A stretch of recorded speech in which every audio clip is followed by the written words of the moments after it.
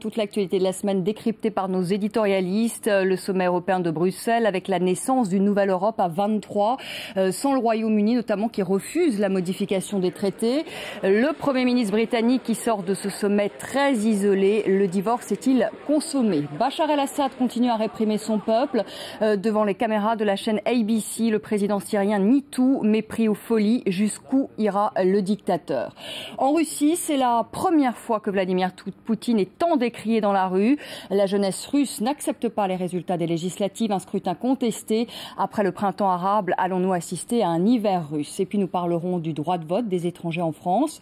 Cette semaine, nous sommes avec Anne-Elisabeth Moutet, bonsoir. Bonsoir. Vous êtes éditorialiste pour le Sunday Telegraph. Avec nous, Claude Veil, bonsoir. Vous êtes le directeur de la rédaction du Nouvel Observateur. Le Nouvel Observateur qui fait sa une cette semaine sur les diplômes qui donnent du travail.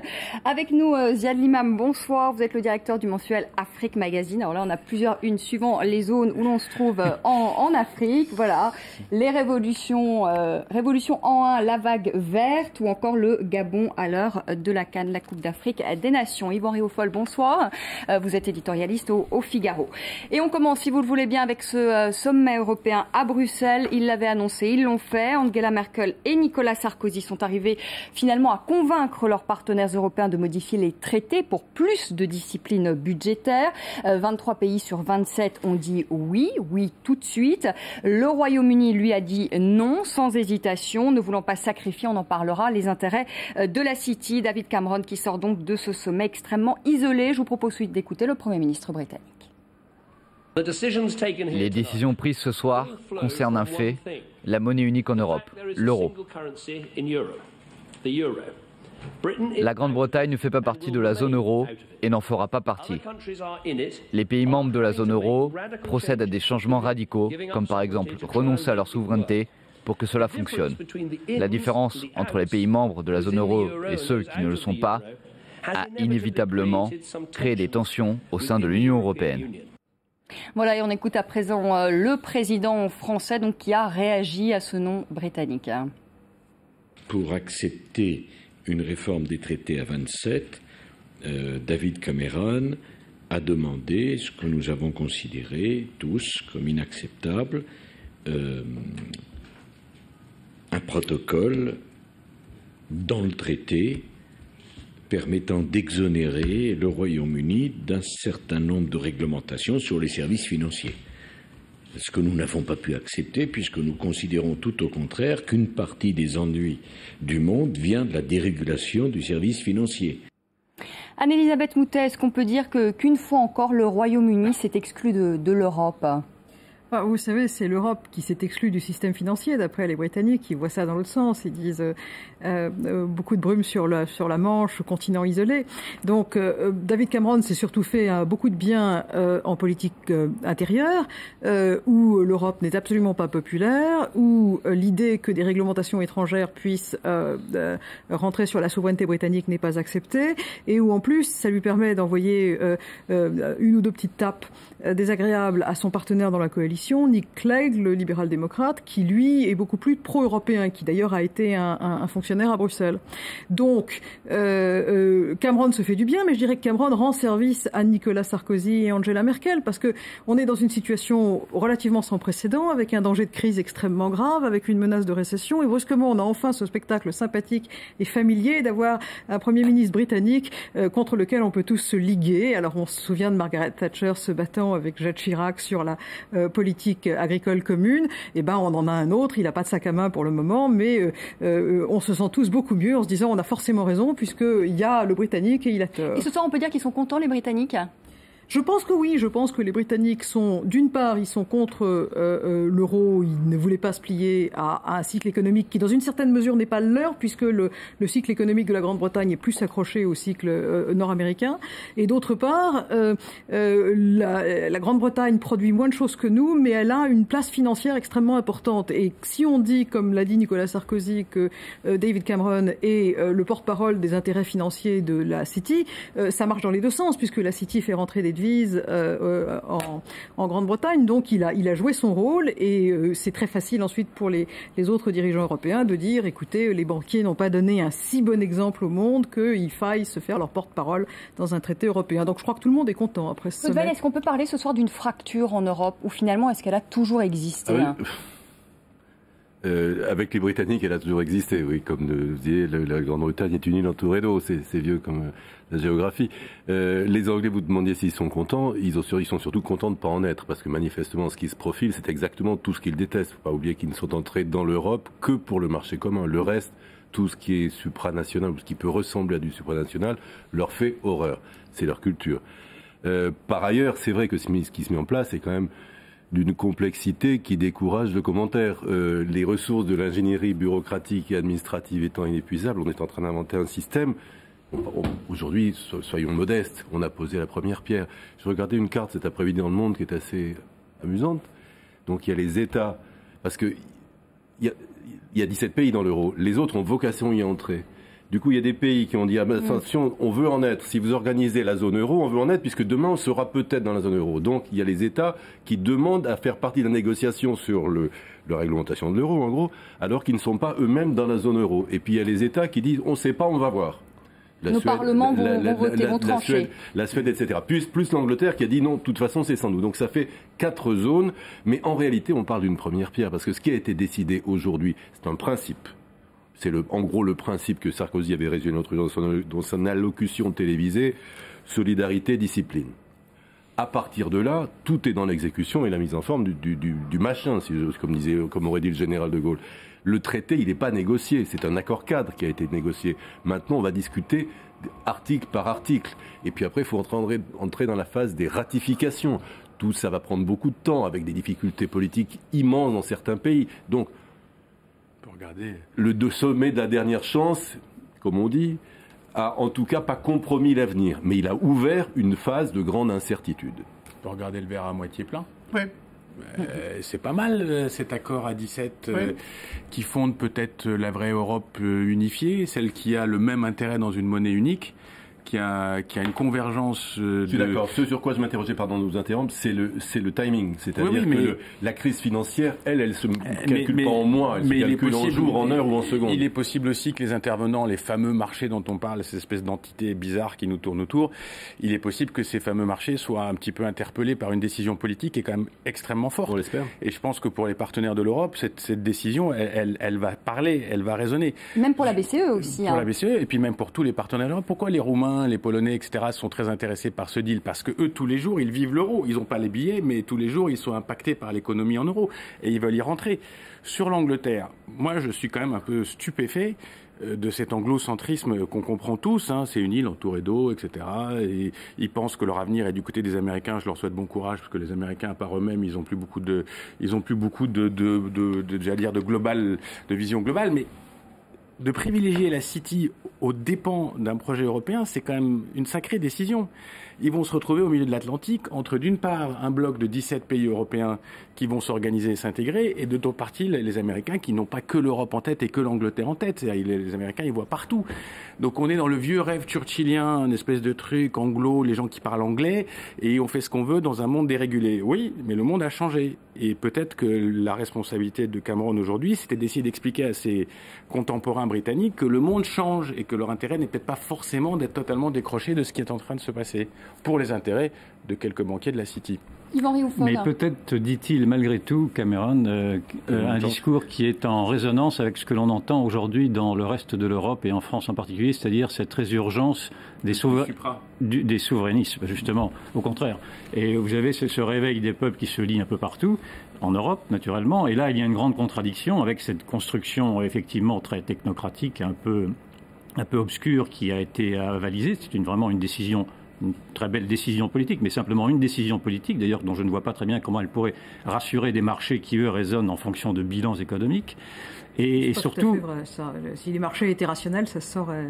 Oui, précisément. Non, mais il y a une crise de confiance à résoudre, et cette crise de confiance, elle est due notamment à cette défiance qu'ont les peuples eux-mêmes vis-à-vis de cette construction européenne. Or, cette construction se poursuit sans eux. C'est ce que je veux dire. Et non seulement elle se poursuit sans eux, mais elle se poursuit avec des délégations de souveraineté supplémentaires, puisque on en vient maintenant à un gouvernement économique et à une union budgétaire qui aurait dû d'ailleurs être fait au préalable, parce qu'on aurait dû faire ça dès le départ. Et donc, on a bien vu qu'il y avait une construction qui a été faite sans dessus-dessous et irrationnelle.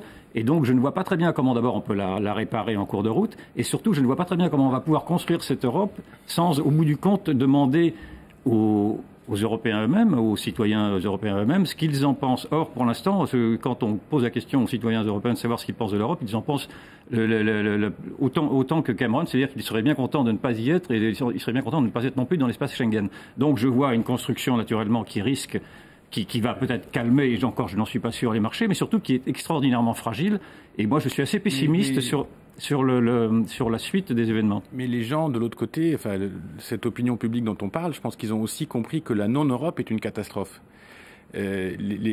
Par réflexe, l'intégration politique est un peu complexe pour des vieux pays, comme disait George W. et ses copains, mais c'est quand même aussi maintenant, c'est quoi l'alternative? C'est-à-dire d'exploser l'euro, de sortir de l'Europe, de retrouver chacun sa petite identité. On sait très bien que c'est un cauchemar économique. Mais il voit que les dirigeants qui construisent cette Europe-là sont les mêmes que ceux qui avaient construit l'Europe précédente. Et donc je pense que la crise de confiance, elle est également sur ces dirigeants-là.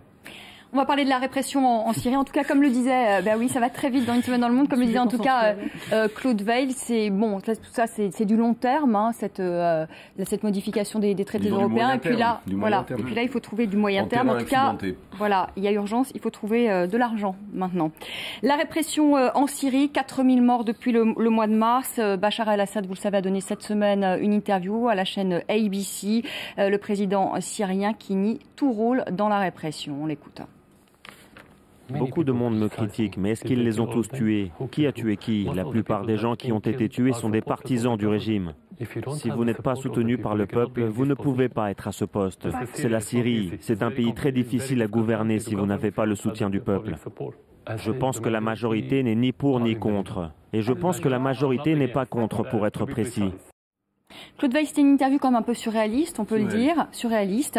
Il est fou ou c'est la dialectique finalement du dictateur? Mais il nous embarrasse parce que, au fond, on était plus à l'aise avec Kadhafi qui avait le look qui allait avec. Il tient des propos déraisonnables avec l'air très sage d'un expert en choses bancaires qui vous explique pourquoi, etc.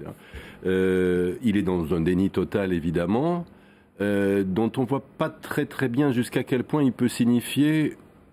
pas très expert des choses syriennes, une tentative de découplage personnel par rapport aux exactions qui auraient pu être commises par des gens qu'il pourrait présenter le moment venu comme des gens qui ont fait du zèle, de l'excès de zèle, et qui lui permettent par exemple, d'éviter de se retrouver un jour devant un tribunal international. La pression s'accentue, mais en réalité, l'équation n'a pas fondamentalement changé. Je rencontrais un diplomate américain à midi. Tout le monde est à peu près sur la même position. On ne peut pas laisser faire ça. Simplement, on n'a pas vraiment le moyen de l'empêcher. Voilà. On peut décoder en version raisonnable et sortir du principe qu'ils sont complètement cintrés. Ce qu'il dit, en fait, il dit « les forces qui me soutiennent ne sont pas si affaiblies que ça ». Et je ne peux pas gouverner ce pays. Si vous croyez que je pouvais gouverner ce pays sans être soutenu quelque part par un certain nombre de forces, lesquelles, comment elles sont organisées, l'armée, des minorités. Donc c'est ça l'essentiel du message. C'est ne croyez pas que mon régime est totalement à genoux. Il y a un espèce de consensus qui se maintient derrière la présence du régime. Et donc voilà mon message. Il faut discuter avec moi. Ça sert à rien de m'envoyer au TPI-CPI. Ça sert à rien de ceci, ça sert à rien de cela. Il faut ouvrir une négociation, mais pas sur les termes qui ont été posés par la Ligue arabe, les Occidentaux, etc. Bon, je ne dis pas qu'il n'est pas, par ailleurs, totalement surréaliste de penser qu'il...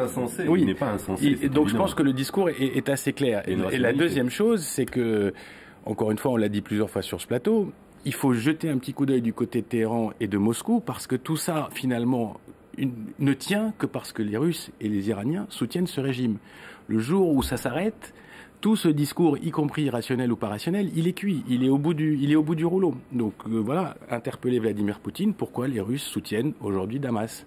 pourquoi l'Iran soutient aujourd'hui Damas envers et contre tout.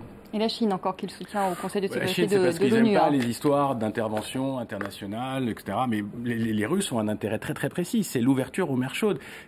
Tout l'accès de la Russie aux mers chaudes, c'est aujourd'hui la Syrie.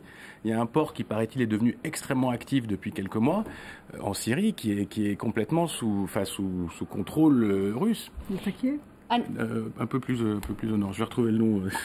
Anne-Elisabeth, vous êtes d'accord avec Ziad? Il s'est présenté quand même comme encore l'homme fort du pays, qui tient tout, qui verrouille tout, qui a la situation en main. Il y a deux choses. La première, c'est que il se présente comme l'homme fort du pays, parce qu'il ne faut pas dire qu'on est faible, spécialement au Moyen-Orient. C'est pas bon pour soi. C'est pas bon pour la survie.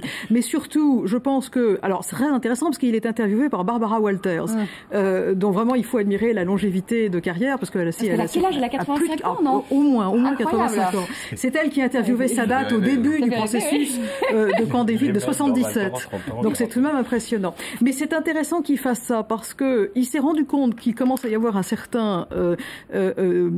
certaine peur et un certain désenchantement des Occidentaux sur ce qui se passe dans les révolutions du printemps arabe. C'est-à-dire qu'on voit arriver État après État des islamistes au pouvoir qui sont, suivant les endroits, plus ou moins modérés ou plus ou moins extrémistes et jusqu'au boutistes. Les derniers, c'est en Libye. Et donc, je pense que Assad se rend parfaitement compte qu'il y a quelque chose à jouer qui consiste à dire, sans moi, vous avez d'une part une guerre civile sectaire, et d'autre part, vous avez des islamistes qui viennent ramasser les marrons du feu à ce moment-là. Donc, il est en train de jouer quelque chose qui est probablement extrêmement intelligent à jouer à ce niveau-là. C'est intelligent ce qu'il est en train de jouer, Yvan Riofol. Il faut rappeler le contexte. C'est un alawite, c'est-à-dire que c'est un régime qui n'applique pas la charia, où les femmes ne sont pas voilées. Enfin, d'après ce que je crois savoir. Et c'est vrai qu'il y a une ambiguïté sur cette opposition qui se manifeste. Il ressemble plus maintenant à une guerre civile qu'à un printemps arabe, parce que qui sont ces gens présentés comme étant également des participants à un printemps arabe, donc des participants aspirant à une démocratie, qui semblerait plutôt que ce soit des frères musulmans. Et donc il y a ce risque dont ils jouent. Frères musulmans soutenus par l'Arabie Saoudite, il y a ce risque dont il joue de dire que si ce n'est que lui protège les minorités, les catholiques, enfin les chrétiens en tout cas, les chrétiens là-bas sont une communauté tout à fait reconnue, ils sont je crois près de 2 millions, il me semble-t-il, et que si lui s'en va, on risque de se retrouver est-ce qu'on peut encore imaginer négocier avec lui? Franchement non. C'est l'ambiguïté sur laquelle il joue, c'est l'ambiguïté sur laquelle il joue. Si vous négociez pas avec moi, vous négociez avec qui? Là où il y a deux immenses faiblesses, d'abord c'est l'ampleur de la répression, et ça je pense que les gens ne l'oublieront pas en Syrie, y compris ceux qui ne sont pas forcément des ennemis farouches, et la deuxième chose c'est que le régime n'a strictement rien donné en termes de promesses politiques, c'est d'ouverture, d'élection, de liberté, de libérer un certain nombre de gens qui sont en prison. Donc il a un discours à la fois très stratégique, mais sur le fond il ne donne rien. Et ça, c'est ce qu'on aimerait savoir, mais ça, il faudrait être dans le pays, et c'est pas une enquête facile, c'est quel est l'état d'esprit de l'armée, parce qu'en réalité, vous disiez que ça tient par le soutien de la Russie et de la Chine et de l'armée et de l'Iran, évidemment, mais aussi à l'intérieur de l'armée. Si l'armée, à un moment donné, trouve qu'elle ne peut pas continuer comme ça, le régime peut s'affaisser très vite. On fait une pause, on se retrouve dans un instant pour le rappel des titres. À tout de suite.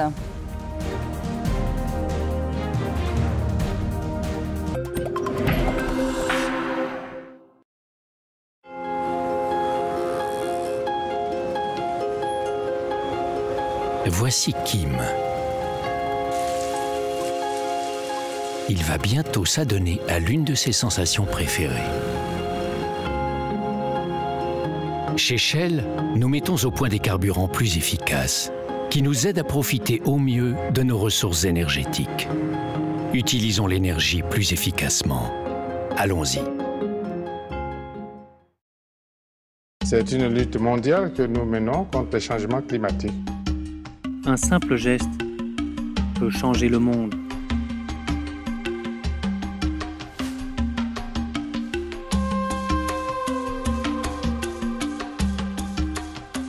Avec 1 million d'hectares plantés en 10 ans, la République du Congo montre l'exemple.